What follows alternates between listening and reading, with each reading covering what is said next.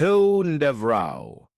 In het donkerblauwe uniform vloeien Mandarijn begon te spreken, werd de stilte in de vergaderzaal van de Chinese ambassade zo dik, dat je hem bijna kon snijden, maar die transformatie was nog uren verwijderd. Op dat moment, 7 uur ochtends op een grijze dinsdag in Sao Paulo, duwde Vera Santos haar schoenmakertje gewoon door de spiegelende gangen van de 12e verdieping van het Copacabana-gebouw in het centrum van de stad. Haar harde handen grepen de stiel van de bezem met dezelfde precisie als altijd, maar haar schouders droegen het onzichtbare gewicht van weer en vernedering, incompetent. Het woord code nog steeds in haar gedachten als een hardnekkige nagalm. Zo had de Hatcher-manager van het adviesbureau, waar ze 3 jaar had gewerkt haar de dag ervoor, voor al haar collega's genoemd. De reden, ze had het aangedurfd om een verbetering voor te stellen in de manier waarop internationale klanten werden bediend, gebaseerd op haar persoonlijke ervaring. Het antwoord was een sarcastische lach en de zin die haar achtervolgde: Vera, jij bent een schoonmaakster. Laat de ideeën maar aan de mensen die er verstand van hebben. De volgende ochtend kwam ze niet meer naar haar werk, niet omdat ze ontslagen was, dat was niet gebeurd. Vera kon gewoon niet meer door de deur heen. De vernedering was groter geweest dan haar behoefte aan werk. Nu liep ze door de gangen van een ander gebouw bij een extern schoonmaakbedrijf voor nog minder geld, maar tenminste ver weg van de blikken die haar lieten voelen dat ze te klein was om te bestaan. Vera stopte voor de spiegel in het toilet op de 12e verdieping en keek naar haar eigen spiegelbeeld. Op 42-jarige leeftijd begonnen haar bruine haren grijs te worden aan de slapen en de lijntjes rond haar ogen vertelden het verhaal van slecht doorslapen en uitgestelde dromen. Maar er was iets in haar blik dat intact bleef, een vonkje nieuwsgierigheid dat zelfs jaren van onzichtbaarheid niet volledig had kunnen uitdoven. Op dat moment hoorde ze verhitte stemmen uit de hoofdbestuurderskamer komen. Vera herkende meteen de toon van frustratie en wanhoop. Ze had lang genoeg in zakelijke omgevingen gewerkt om te weten wanneer een belangrijke onderhandeling aan het mislukken was. Ze naderde voorzichtig de op een kier geopende deur, niet uit ziekelijke nieuwsgierigheid, maar uit het instinct van iemand die altijd aandacht besteedde aan details die anderen over het hoofd zagen. In de kamer zagen 6 Braziliaanse managers nerveus gebarend rond een ovale tafel. Aan de andere kant hielden 3 Chinese vertegenwoordigers ondoordringbare gezichten en communiceerden ze alleen onderling in het Mandarijn. In het midden van de chaos stond een tolk die koud zweet uitbrak, duidelijk verdwaald in technische termen en culturele nuances die hem te boven hingen. Het is toch niet mogelijk dat ze ons niet begrijpen, mompelde de CEO van het Braziliaanse bedrijf, een man in een donkerblauw pak wiens gezicht rood stond van de spanning. Dit contract is 15 miljoen real waard. 15 miljoen. De tolk deed nog een vergeefse poging tot vertaling, maar het was duidelijk dat er iets verloren ging in de communicatie. De Chinezen leken steeds ongeduldiger te worden en een van hen, een elegante man van middelbare leeftijd met een gouden bril, keek steeds op zijn horloge. Vera observeerde de scène en iets werd in haar geheugen wakker. Een bekend gevoel zoals de geur van een kindertijdgerecht dat uit het niets opduwt en een hele vergeten tijd met zich meebrengt. Ze sloot even haar ogen en werd teruggevoerd naar 20 jaar geleden. Ze was toen 22, net afgestudeerd in de letteren aan de universiteit, waar ze met een volledige beurs had gestudeerd. Haar droom was om als tolk te werken en ze had een stageplek weten te bemachtigen bij een vertaalbedrijf. Daar leerde ze Lin Wei kennen, een Chinese immigrant die 's nachts als schoonmaakster werkte om haar studie geneeskunde te bekostigen. Lin Wei sprak geen Portugees en Vera sprak geen Mandarijn, maar er was iets dat hen vanaf de eerste ontmoeting verbond. 6 maanden lang ontmoetten ze elkaar elke avond na het werk. Lin Wei gaf Mandarijnles in ruil voor Portugeesles. Het was een ongelijke ruil. Lin Wei was veel geduldiger en bekwamer dan Vera.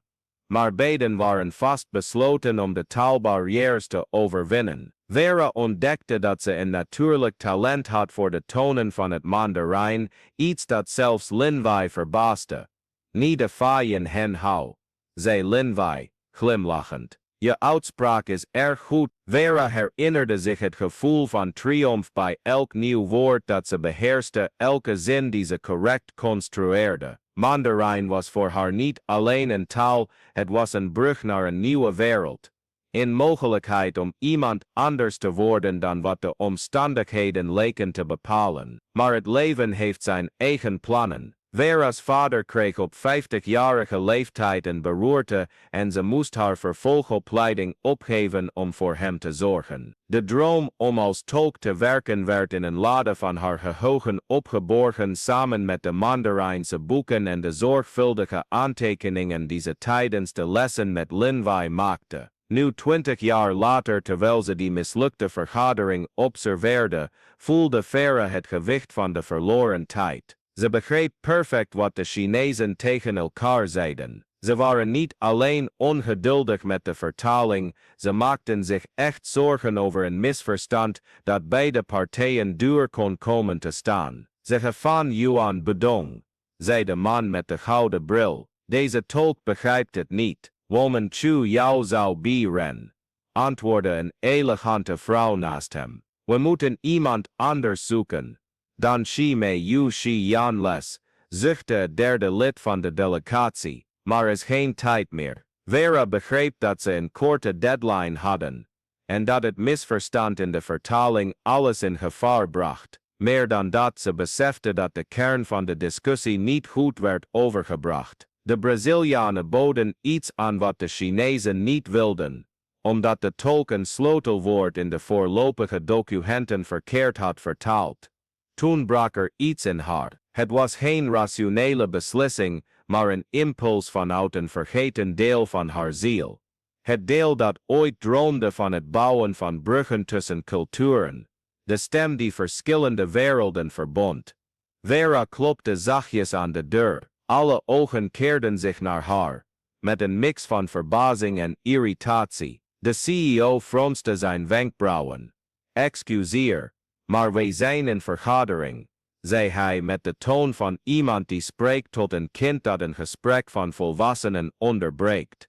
Ja, meneer, maar ik hoorde jullie praten, en ik merkte een probleem op in de vertaling. Een ongemakkelijke stilte viel over de kamer. De officiële tolk leek beledigd, en de executives keken elkaar aan met uitdrukkingen variërend van verbazing tot verontwaardiging. Je hoorde dat. De CEO kon het sarcasme niet verbergen. En wat denkt een schoonmaakster precies te begrijpen van onze onderhandeling? Vera voelde haar wangen branden, maar iets hield haar tegen om achteruit te deinzen. Misschien was het de herinnering aan Linvai die nooit opgaf, zelfs niet als de woorden niet goed uitkwamen. Misschien was het de herinnering aan haar vader die altijd zei dat kennis het enige was wat niemand haar kon afnemen. Of misschien was het gewoon de vermoeidheid van zo lang onzichtbaar te zijn. Ze zijn niet geïnteresseerd in wat jullie aanbieden, zei Vera, met een stevige stem. Het woord partnerschap is vertaald als overname in de voorlopige documenten. Ze denken dat jullie hun Chinees bedrijf willen kopen, geen joint venture willen aangaan. De stilte die volgde was anders. Het was geen ongemak meer. Het was pure aandacht. De man met de gouden bril keek Vera recht aan en zei in het Mandarijn. Ni hao shu zong wenma. Spreekt u Chinees? Vera haalde diep adem en antwoordde. Wo hao shu yi dian. Butai hao, dan shi wo neng li. Ik spreek een beetje. Niet erg goed, maar ik kan het begrijpen. De reactie was onmiddellijk. De drie Chinezen keken elkaar aan met een mix van opluchting en verbazing. De man met de gouden bril stond op en boog respectvol. Wo de Ming si shi zhang wai Ming, zei hij. Hen hao xin ren shi ni. Mijn naam is Zhang Wai Ming. In genoegen u te ontmoeten. Wo jou Vera, antwoordde ze. Een emotie voelend die ze al tientallen jaren niet had ervaren. Je hen hou zien ren niet. Ik heet Vera. Het is ook een genoegen u te ontmoeten. Wat daarna gebeurde was een van de meest surrealistische ervaringen in Vera's leven. De Braziliaanse executives, nog steeds in shock, nodigden haar uit om aan tafel te komen zitten. Gedurende de volgende 2 uur diende ze als brug tussen 2 werelden, vertalend niet alleen woorden, maar ook intenties, gevoelens en culturele nuances, die de officiële tolk volledig had gemist. Ze ontdekte dat Zhang Weiming de CEO was van een technologiebedrijf in Shenzhen, gespecialiseerd in oplossingen voor zonne-energie. Hij was niet naar Brazilië gekomen voor een simpele commerciële transactie, maar op zoek naar een echt partnerschap dat beide landen ten goede zou komen. Zijn bedrijf was bijzonder geïnteresseerd in het brengen van schone technologie naar Braziliaanse plattelandsgemeenschappen, iets wat diep resonneerde met de persoonlijke waarden van Zhang. Tijdens het gesprek merkte Vera dat Zhang een foto in zijn portemonnee droeg. Een meisje van ongeveer 8 jaar oud dat in een park speelde. Toen hij haar blik opmerkte, legde hij in het Mandarijn uit. Dit is mijn kleindochter Lehua. Ze woont in een klein stadje in de provincie Yunnan, waar nog steeds geen betrouwbare elektriciteit is. Alles wat ik doe, doe ik met het oog op de toekomst die zij zal hebben. Vera vertaalde zijn woorden voor de Brazilianen, maar voegde iets toe dat niet gezegd was. Hij is niet alleen hier voor zaken. Hij is hier omdat hij gelooft dat technologie moet dienen om levens te verbeteren.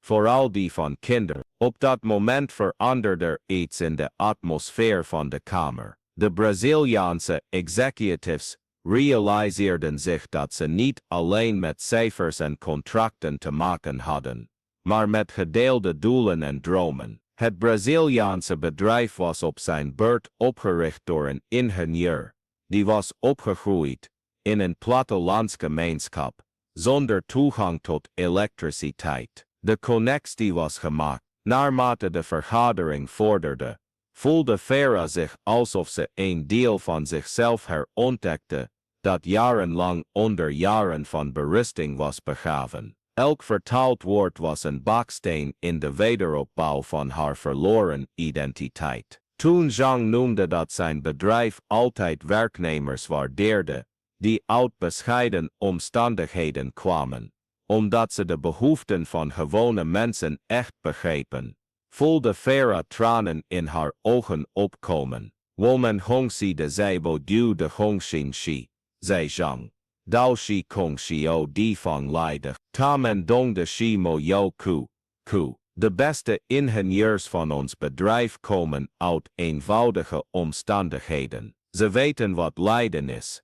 De vergadering eindigde met een handdruk en de belofte van een partnerschap dat het leven van duizenden mensen zou veranderen. Maar het meest memorabele moment kwam toen Zhang naar Vera toe kwam voordat hij vertrok. Wo jou ki si ni, zei hij, met oprechte eerlijkheid. Gintia ni, hele woman je level, li je level. Ik wil u bedanken. Vandaag heeft u ons een cadeau gegeven.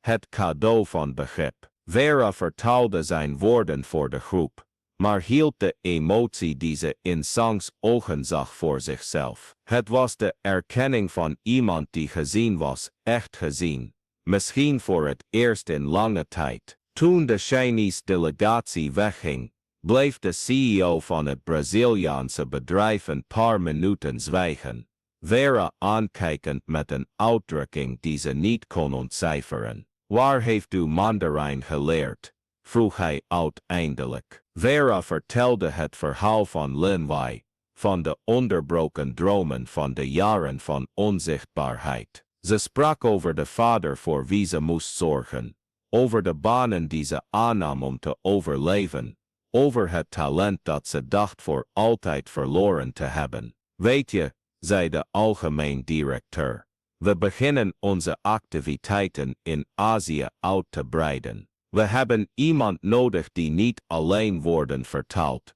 maar ook culturen begrijpt. Iemand die bruggen kan bouwen. Vera voelde haar hart sneller kloppen. Zou je geïnteresseerd zijn om met ons samen te werken? Als cultureel tolk. Het salaris zou, nou ja, aanzienlijk beter zijn dan wat je nu verdient. Als je tot hier in dit verhaal bent gekomen, dan weet je dat het leven soms onverwachte wendingen in petto heeft voor degenen die nooit stoppen met in zichzelf te geloven. En als dit verhaal je op de een of andere manier heeft geraakt, dan wil ik je een speciale uitnodiging doen. Abonneer je op het kanaal en activeer het belletje voor meldingen, want verhalen zoals die van Vera komen vaker voor dan we denken.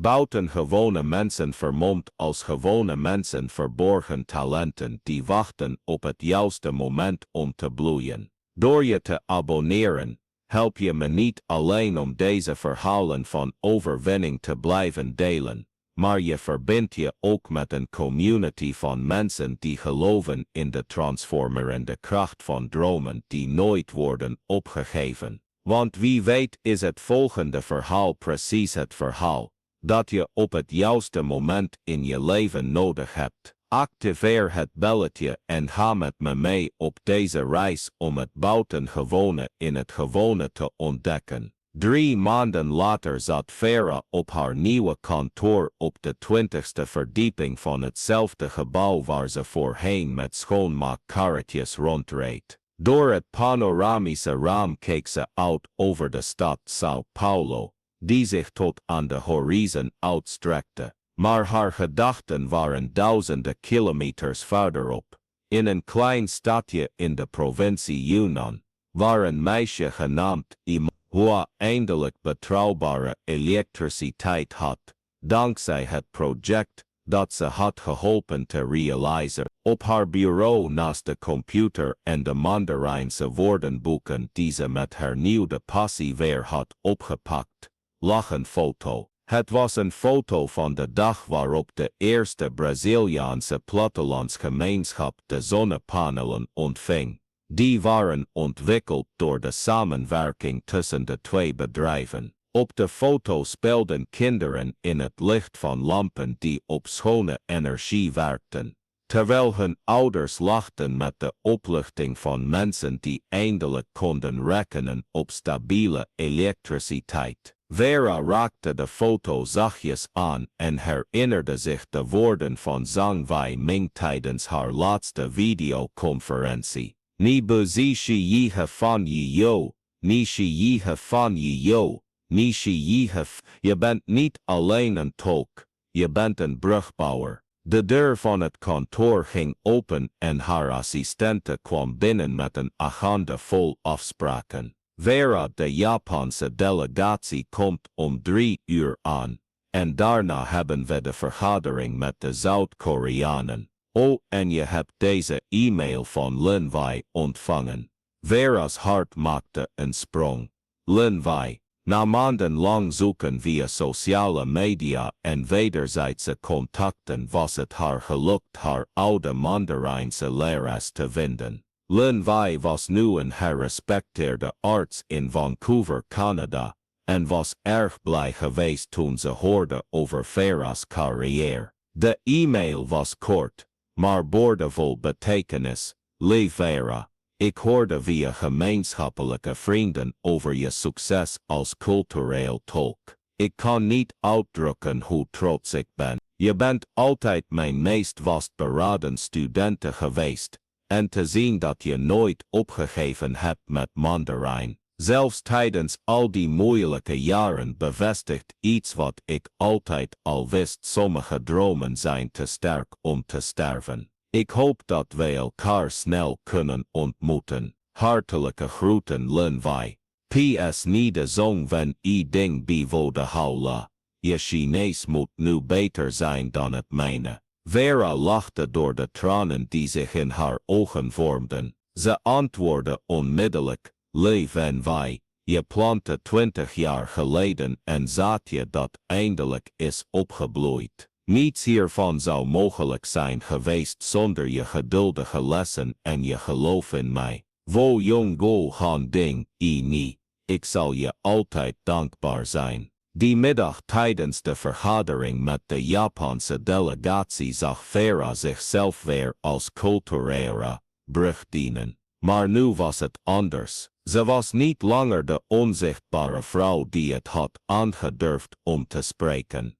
Ze was de gerespecteerde professional wiens mening werd gevraagd en gewaardeerd. Toen de leider van de Japanse delegatie de belangrijkheid noemde van het vinden van partners die niet alleen de taal, maar ook de ziel van een cultuur begrepen, wist Vera dat ze haar plaats in de wereld had gevonden. Aan het einde van de dag, terwijl ze de documenten op haar bureau opruimde, dacht Vera terug aan de reis die haar hierheen had gebracht. Het was geen lineaire race geweest. Het was gevuld met onderbrekingen, afwijkingen en lange perioden van schijnbare stagnatie. Maar elke ervaring, elke vernedering, elk moment van onzichtbaarheid had bijgedragen aan het vormen van de professional die ze nu was. De vrouw die kantoren schoonmaakte kende het belang van de waardigheid van het werk. De dochter die voor een zieke vader had gezorgd,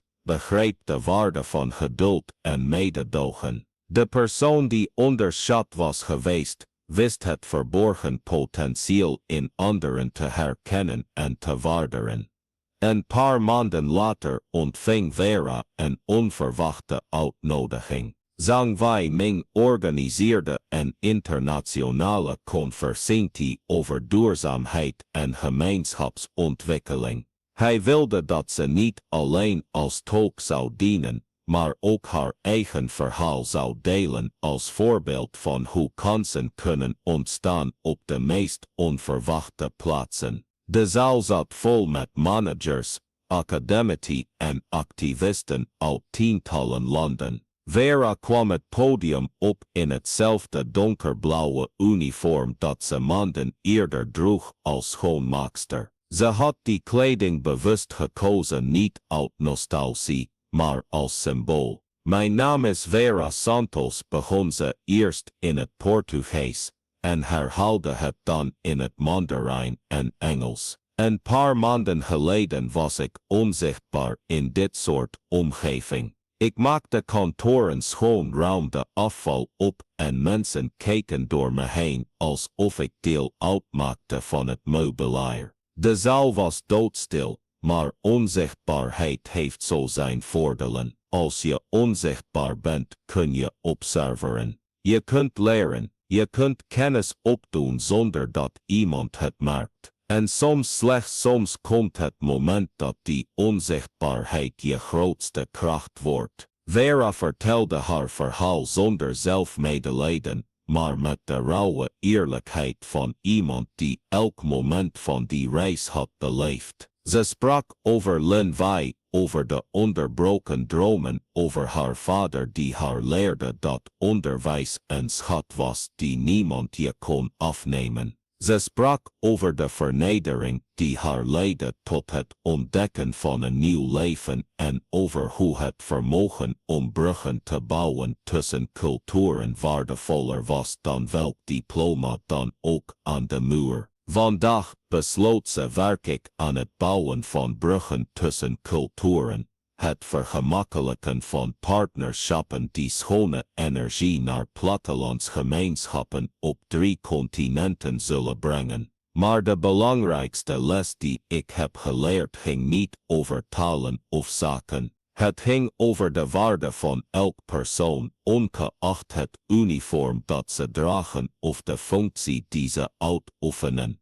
Het ging over het nooit onderschatten van de kracht van een sluimerend talent wachtend op de juiste gelegenheid om te ontwaken. Het applaus was spontaan en langdurig, maar het moment dat Vera voor altijd in haar geheugen zou bewaren, kwam daarna toen een jonge Aziatische vrouw met tranen in haar ogen naar haar toe kwam. Mijn naam is Li Hua, zei de jonge vrouw in aarzelend Engels. Ik ben de kleindochter van Zhang Wei-ming. Ik ben naar Nederland gekomen om werktuigbouwkunde te studeren en mijn grootvader sprak altijd over de Braziliaanse vrouw die zijn perspectief op mensen en mogelijkheden veranderde. Ik wilde haar persoonlijk ontmoeten. Vera omhelsde Lihua met de emotie van iemand die een cirkel rondmaakt. Het meisje van de foto op Sangs kantoor was opgegroeid en was daar studerend om werktuigbouwkundig ingenieur te worden. De waarden van waardering voor mensen die haar verhaal had geïnspireerd met zich meedragend. Uw grootvader is een wijze man, zei Vera.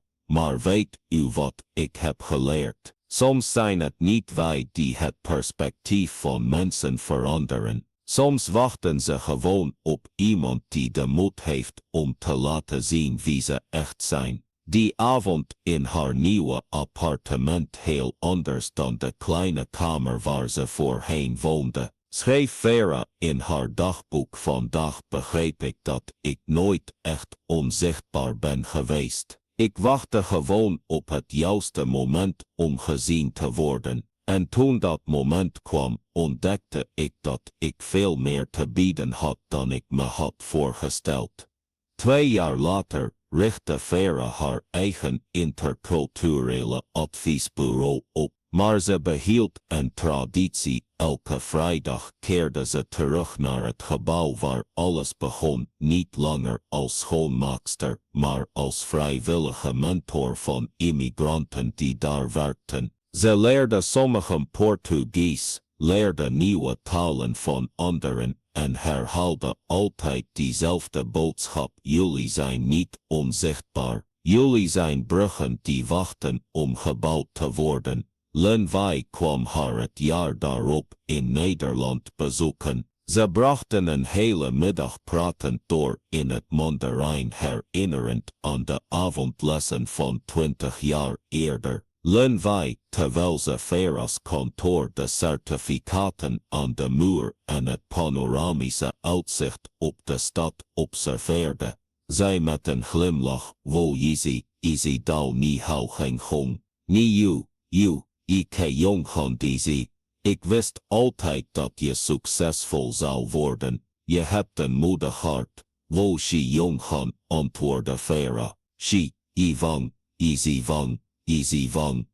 wang, kong wij, easy quo. Het is geen moed, het is hoop, hoop sterft nooit. Terwijl ze de zonsondergang, de wolkenkrabbers van Amsterdam in gouden tinten zagen kleuren, reflecteerde Vera over hoe haar leven was veranderd. Niet omdat ze niet langer was wie ze was, maar omdat ze had ontdekt wie ze altijd was geweest. De vrouw die kantoren schoonmaakte en de gerespecteerde culturele tolk waren diezelfde persoon. De ene had alleen maar in de andere verborgen gezeten, wachtend op de juiste gelegenheid om tevoorschijn te komen. Sommige dromen, ontdekte Vera, sterven niet. Ze hiberneren, alleen verzamelen kracht in de diepe lagen van de ziel, totdat het perfecte moment aanbreekt om te bloeien. En wanneer ze eindelijk bloeien, verlichten ze niet alleen het leven van degene die ze draagt, maar ook van allen die het geluk hebben om de schoonheid van een talent te aanschouwen dat weigert voor altijd verborgen te blijven. Het meisje dat ooit droomde van het bouwen van bruggen tussen culturen was precies dat geworden. Niet ondanks de onderbrekingen en omwegen van haar reis, maar dankzij hen. Elke litteken was een brug geworden, elke vernedering en les in nederigheid, elk moment van onzichtbaarheid een kans om te observeren en te leren. En op de laatste pagina van haar dagboek van dat jaar schreef Vera: ik ontdekte dat we niet worden gedefinieerd door de uniformen die we dragen, maar door de dromen die we dragen. En zolang er iemand bereid is om te luisteren, zal er altijd een brug zijn die wacht om gebouwd te worden.